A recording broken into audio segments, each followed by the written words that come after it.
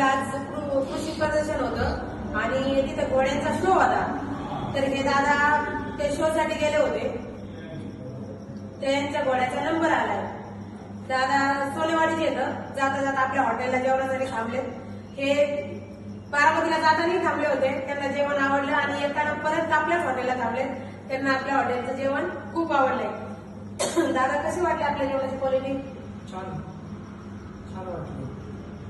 आणि दादांच्या घोडा जिंकल्याबद्दल दादा तुमचं खूप खूप अभिनंदन. अशीच प्रगती करा. आज 10 घोडे सांभाळा आणि नक्की या महाराष्ट्राला ताकद दाखवून द्या. घोडा हा हर घरी पाहिजेच. राजा महाराजांची निशाणी आहे घोडा. काय मग मित्रांनो, घोडे तुम्ही पण घ्या. राजा शर्यती नाही लावल्या तरी घरी एक तरी घोडा असला पाहिजे. काय मग मित्रांनो, हे दादा आपल्या हॉटेलला जेवणासाठी आले. तुम्हाला पण एकदा यायचंय आणि यायलाच लागणार. कुठं सांगा मित्र? यायचंय आणि यायलाच लागणार.